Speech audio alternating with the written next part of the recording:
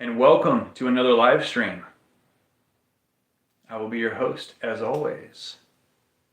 Let's give it a little moment to start up.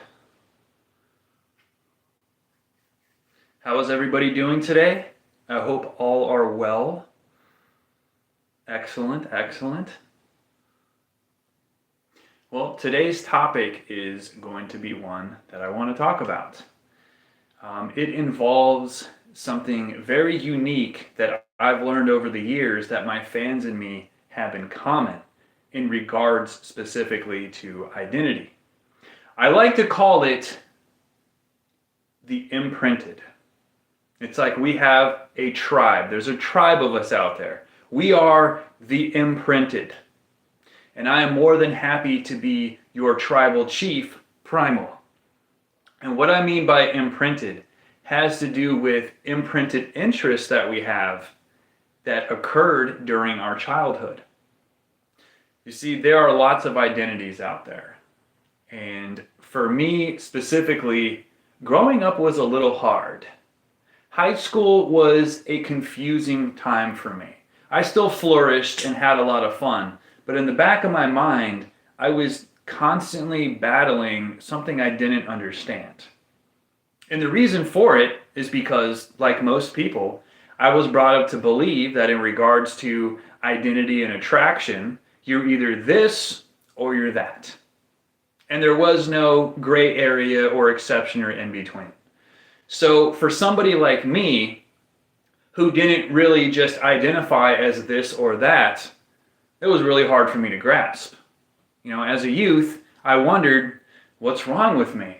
What am I exactly? Like, what do I actually like? I don't fit into the only categories presented to me and that are being taught to me. There's got to be something more to it, right? I'm not just broken. The truth is, I was just wired differently, like a lot of people out there are. There is something called asexuality, and a lot more people are becoming aware of it, especially with the internet helping to educate people on it. And it's becoming so much more well known that I'm noticing in my research online that scientists or psychologists rather are actually considering making it an official identity up there with the main ones. The ones they originally only presented to you as you can either be this or that. So with progress still being made in regards to identity like that, those are steps taken in the right direction. Because these professionals, they're actually meeting more people like this, and they're reading posts made on like asexual forums, and they're understanding this is a very real thing, and there's a lot of people like this. So we should probably make sure more people are aware of it so they feel less strange or confused or alone. But even with these steps being taken, identities, unique identities like the ones I and a lot of people in my fan base have, are still very underrepresented and not completely understood. And that's why I'm very happy to represent for something so underrepresented. I'm very happy to be a voice for a community like ours, a tribe like ours. I will represent for the imprinted tribe because we are unique individuals, but we are individuals. We're not broken. We're just wired differently than what is considered normal all the way up until this point. Even with the progress made, a lot of people still feel confused or alone, or they just wish that they could be this or that, one of the normal identities instead of what they actually are. But let me tell you, in 100% honesty, I am very happy to be who I am. I love the hand I was dealt. I love not being a breeder because I don't have to worry about something like that. Because that is a prime trait of asexuality. You're not into breeding or traditional / vanilla romance or intercourse. You're not interested in reproducing, getting married, or having kids. Romance for you is a little bit different. You have your imprinted interest that you rely on for that pleasure instead. And that's one thing that makes us different from what is perceived as normal. Of course, there are people who still enjoy traditional relationships and romance, and they also have interests that they like to entertain. But then there's folks like us where that's really as far as it goes for us. We'll entertain something like that and it will feel good, but we're not going to be interested in breeding. Me specifically, I'm one of those people. I'm not a breeder. I never have been. I tried it a few times. It wasn't for me. It was just strange and awkward. And for folks like us, our idea of romance is, like I said, just a little bit different. And as long as it's harmless and not hurting anybody, there is nothing wrong with that. When we fantasize or we enjoy ourselves, we are thinking of that specific thing that we like. We're not imagining what you see in, portrayed as regular romance in movies. That's not an ideal scenario for us. We're just not like that. But there is so many people out there like that. And by having this platform and putting that information about myself out there, just being open and honest in myself like I always am, I've learned that there is a lot of people out there. And this platform has brought so many of those people to me. And it's so cool to have that kind of community, to have that kind of connection. Because when it comes to something underrepresented like that, there's a lot of people out there who could use a voice to let them know, like, hey, I'm out here in public for everybody to see, and I'm speaking for all of us. I'm putting myself out there, and in doing so, I'm speaking for everybody else out there who is the same way. And I have no shame in it. I'm very proud of it. I wouldn't want it any other way. I'm glad to not have to worry about the drama of marriage or children. There's plenty of other people out there reproducing. The population will be just fine if there's a group of us that don't want to continue it. We don't have to.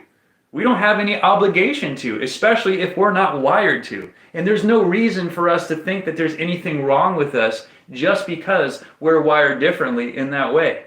Despite what anything your parents might tell you, or your school might teach you, or even religion might try to indoctrinate into you, you're not broken.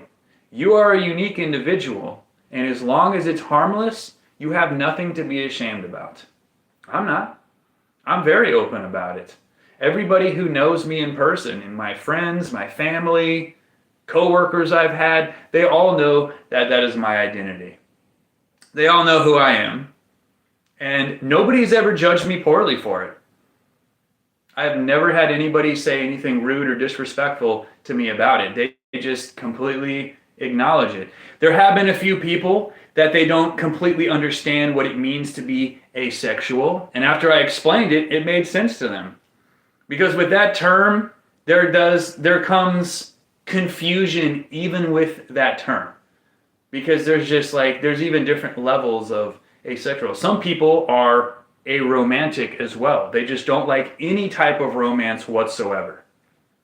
There's just different kinds of people out there. But there's so many people who are just simply not breeders, but they do still have a unique romantic side. And I belong in that group. I would consider my identity to be alternative. That's the term I like to use. I don't like to slap labels on myself or put labels on other people. And I don't like to pigeonhole myself into like a large umbrella group of people either, just because there are so many different identities. I like to just identify as my own unique alternative self, while acknowledging there's a lot of people out there like that for me. And that's why the name of my channel is the No Deo Hero, because yes, I don't use deodorant. That's where the no deo part comes from.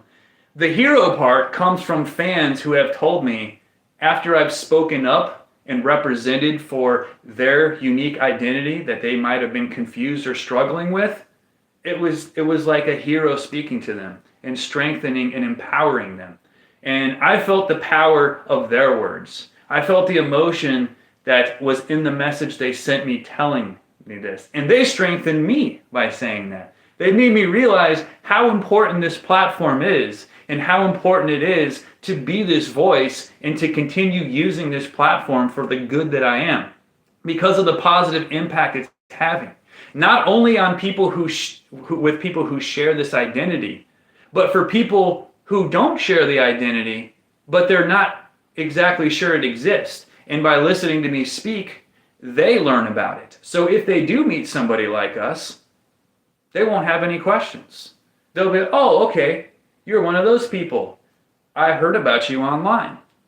I know all about it. And they're going to be less likely to perceive it as strange, or maybe you're just confused, because that's the one thing we all don't like to hear, right?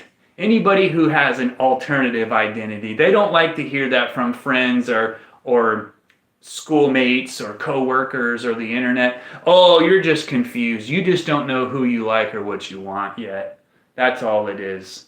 No, there is no changing. This is not a choice. It's not a trend.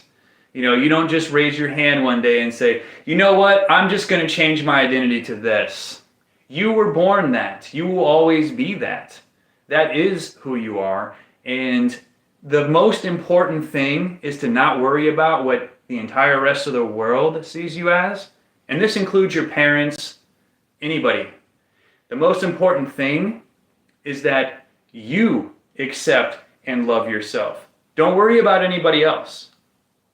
You realize who you are, and you feel love for yourself, and you feel pride for who you are and what you like. Okay? That's the most important thing. Never let society make you feel like less of a person because you're wired a little bit differently. Never let somebody make you feel like you're a freak because you fantasize about something outside of typical vanilla romance. Okay? Don't let your parents try to tell you they'll be disappointed if you never give them grandchildren. If you're not wired to breed, you are not a breeder, and you should not feel obligated or pressured to be something that you are not. It's like back in the day when I would read stories when being gay was less accepted than it is today, for folks who are. That I read that people who would live a lie and force themselves to marry somebody of the opposite gender just to please their parents, and just because religion told them that that's what they have to do to enter this eternal kingdom after life. And that is the last thing anybody should be doing. You should never feel pressured into being somebody you are not. You have to be true to yourself.